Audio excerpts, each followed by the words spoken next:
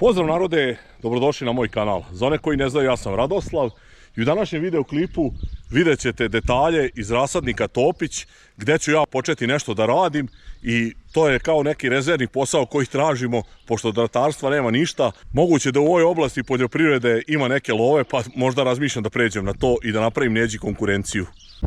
Evo ovaj moj obilazak rasadnika i ovo što planiram da naučim da radim u rasadniku, krećemo iz ovog dela. Gdje su ove neke tujice? To je tuja smaragd. Dobro. I ovdje se sad ona okopava, ovaj deo je urađen. Ovo je deo koji je završen i kao što vidite... Ovdje mislim kopaju narod. Nego ovo ispred vas. Da, pa dobro, bit će i to dobro kad se uradi. Biće, tako da. Ovo je možda jedan od, ajde kažem, najzahtevnijih poslova koji se ovdje nude i koji se rade.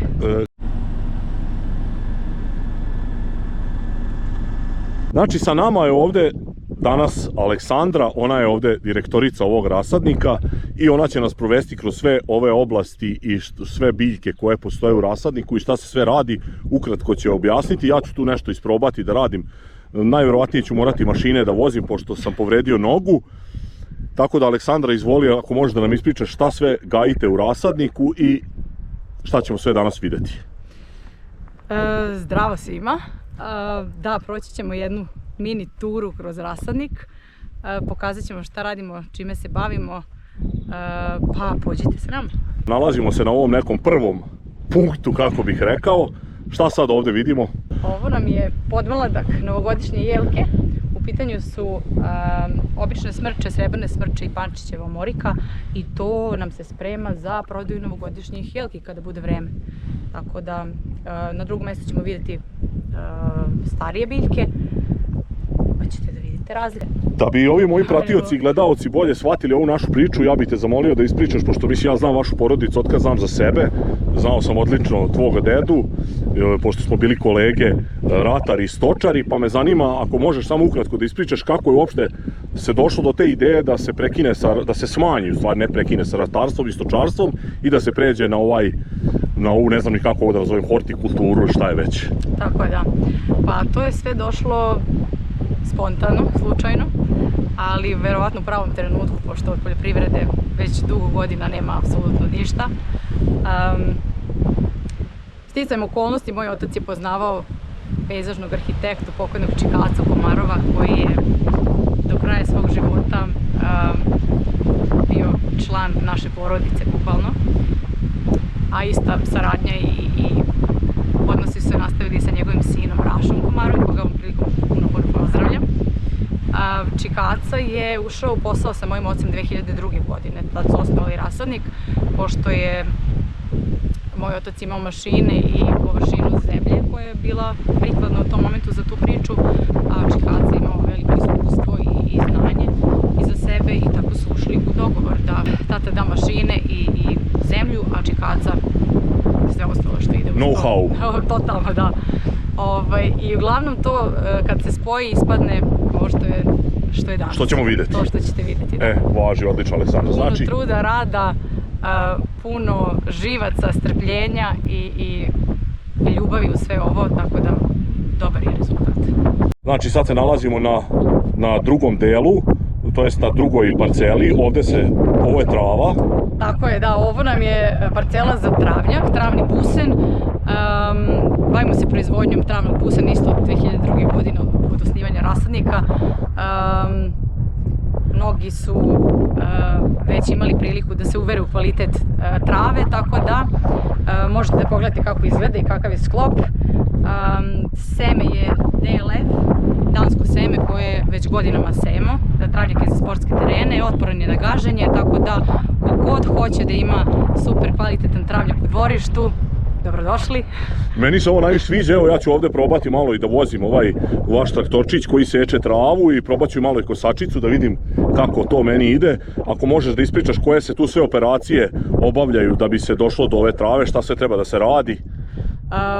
Pa najbitnija je priprema zemljišta, znači zemljište pred setvu, jel? Pred setvu, da. Dobro. Znači mora da bude dobro usitnjeno, dobro pripremljeno, povaljano, posle setve znači mora obavezno da ide valjanje i naravno zalivanje bez toga ne može da uspe ni pod tačkom razno.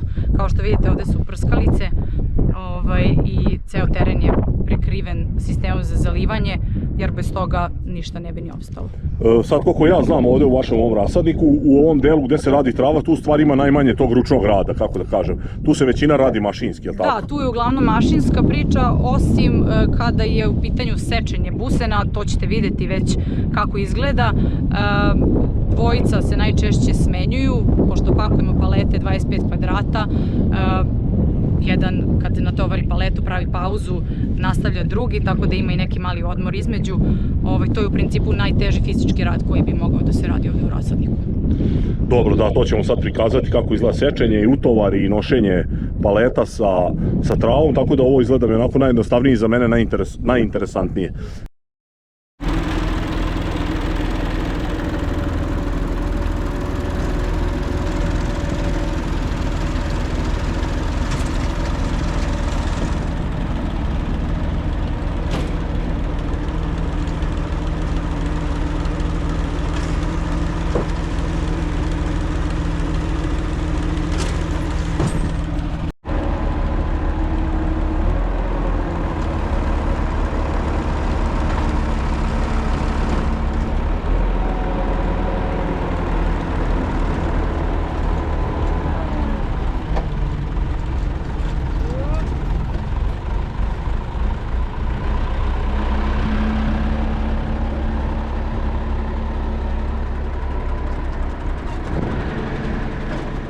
On je najbolja reklama nazad.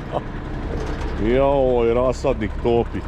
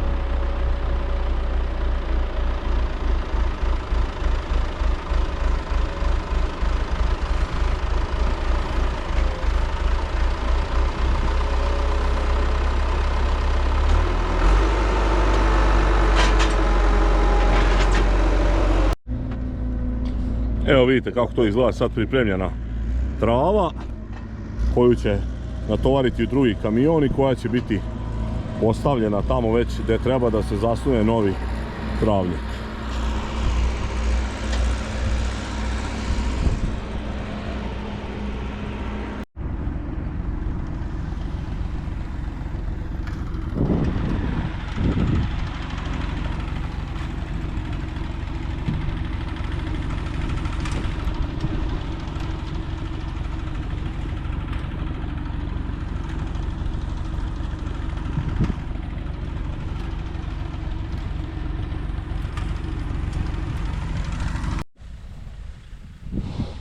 Evo ovdje vidimo kako polako Tifon vuče kompletno ovo kišno krilo, kompletan sistem i to vidite ide pomalo i tu se na ovaj način se radi navodnjavanje ovih kukuruza. Mislim da se tu ide oko 30 litara po metru kvadratnom, vidite koja je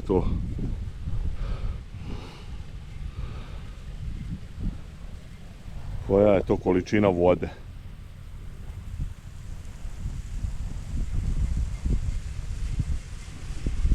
Vidite, veoma polako se vuče crevo.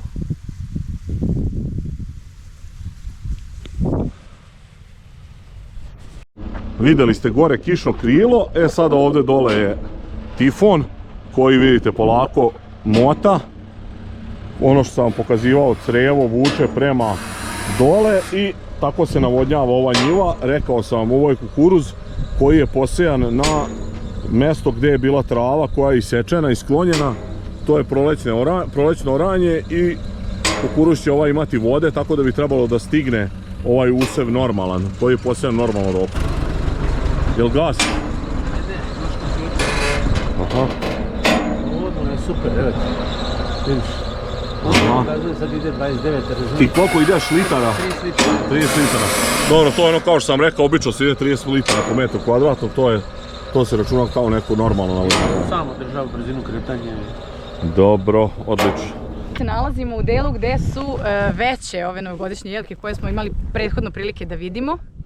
Ovo su trenutno najveće biljke koje imamo u rasadniku što se tiče novogodišnjih jelki. Ovo su konkretno obične smrče i one su isto za novogodišnju prodaju.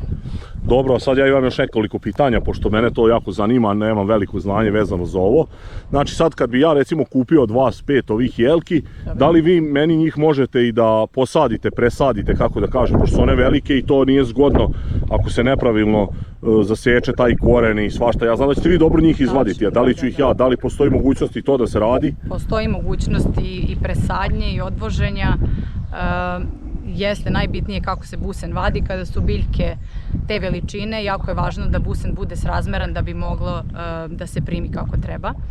I najbolje je da se ta vrsta, da kažem, sadnje radi u jesen ili u proleće, znači pre kretanja biljaka. Evo, odlično, tamo sam sad to teo da te pitam, sad si me preduhitrila.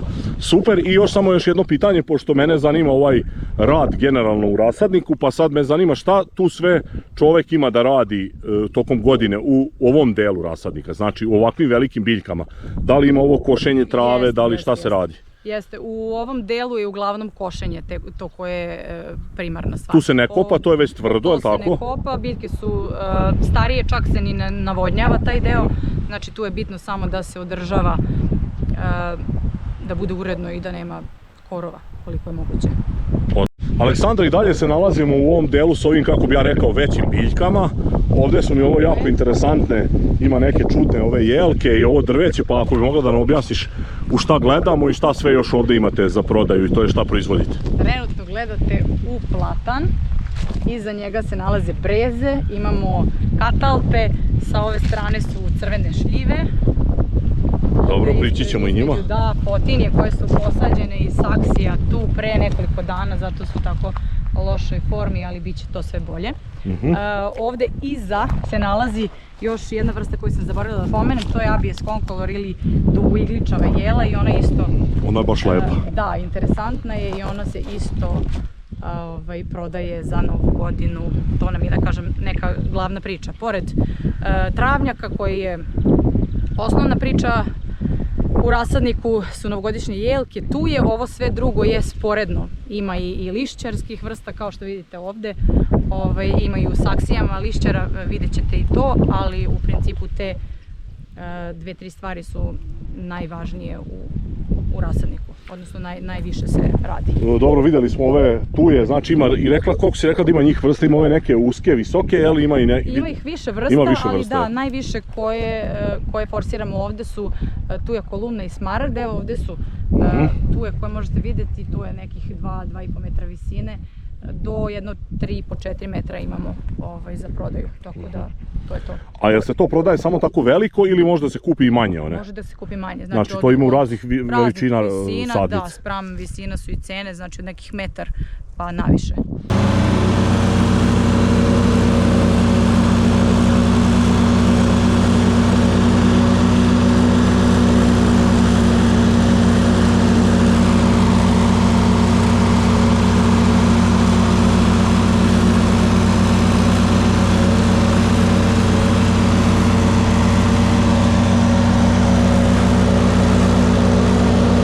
Ovdje vidim neke jako lepe jelke, a pošto ja planiram neki parkić da pravim u dvorištu, ove su mi ovako zanimljive na drugi način, ne radi obrade, nego radi korišćenja, pa ako možeš nešto o njima da nam ispričaš. Da, ovo je interesantna vrsta, to su srebrne smrče, Picea pungens super blue, kao što im i boja kaže, super plave, tako da možete vidjeti razliku između njih i ovih tamo.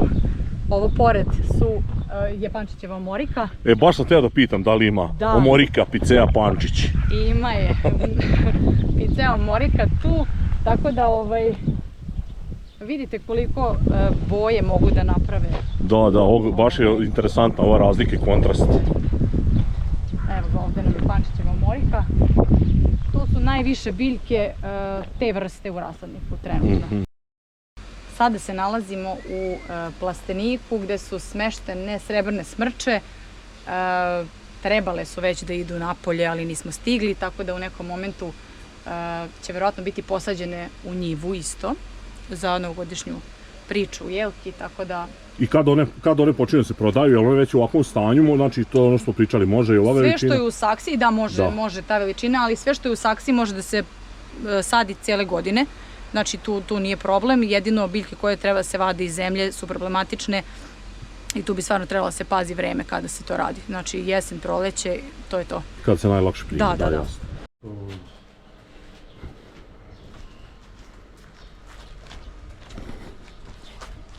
Sad stižemo do glavne stvari, znači do ovog što je napravio bazena Neđa. Znači voda je izvor života i ako nemamo vode ne uspeva ništa, a kamoli ovakve stvari u rasadniku i ova trava.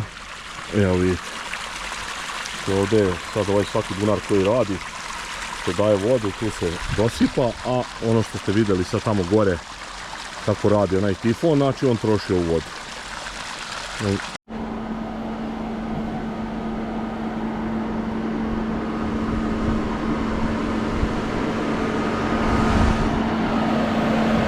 Evo je agregat.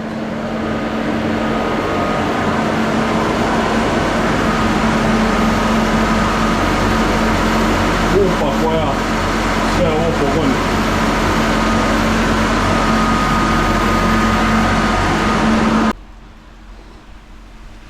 Aha, sad smo u centru navodnjavanja. Gdje su saksijice. Dobro.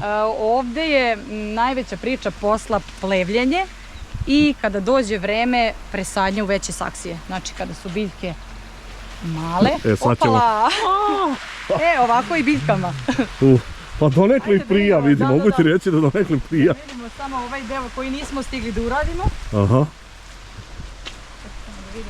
To su isto tujice neke, tako? To su tuje, tako je.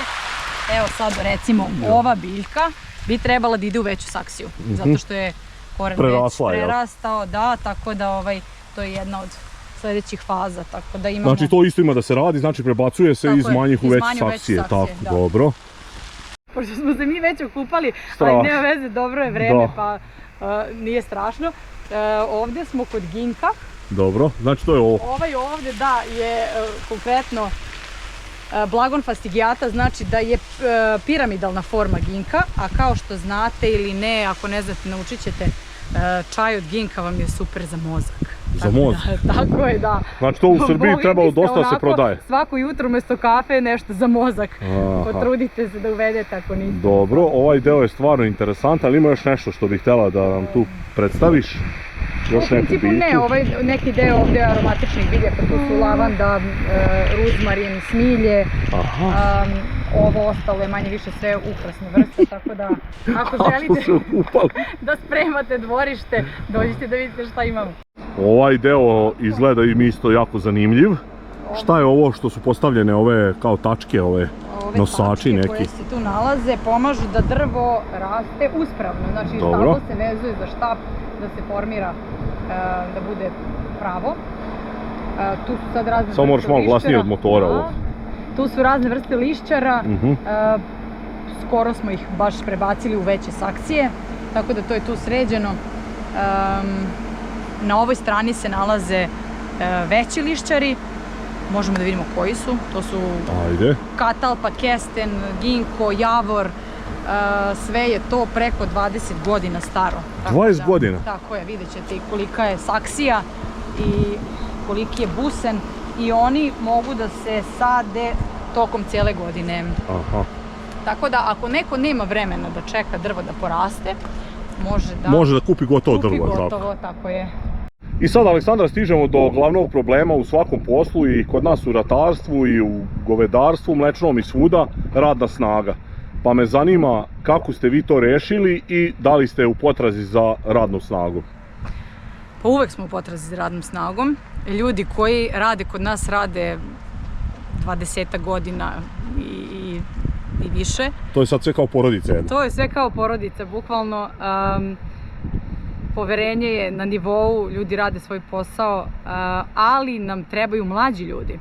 Znači, oni koliko god da se trude, prosto vreme čini svoje i ne mogu ljudi ni da rade kao što su radili ranije s razlogom. Jesmo u potrazi za radnom snagom, tako da bi nam bilo super kada bi neko mlad i spreman za rad došao ovde da se družimo. Da li muško, žensko, porodica, kako god, primamo sve ljude koji su spremni da rade prosto.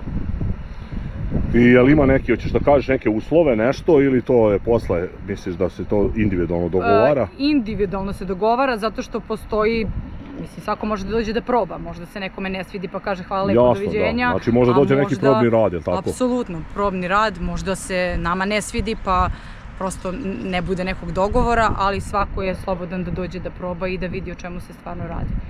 Ukratko smo nabrali neke poslove koji su aktuelni ovde u Rasadniku, šta se radi, vidjet ćete već, tako da to je to u principu, nema ništa što bi moglo da se ne radi. Da, ko hoće da radi, za svakog ima nekog posla. Apsolutno, da. Eto, čuli ste Aleksandru, videli ste moje pokušaje da radim u Rasadniku. Šta da vam kažem, ako do sada niste zapratili moj kanal, obavezno zapratite, ostavljajte lajkove, komentare, ovdje ćete imati, vidite i na Aleksandrinoj majici broj telefona, ali više mjesta ste imali tokom videa broj telefona Rasadnik Topić, na koji mogu zainteresovani ljudi koji hoće da rade da se jave. Delite obavezno moje video snimke, vidimo se u sljedećem klipu. Pozdrav! Pozdrav!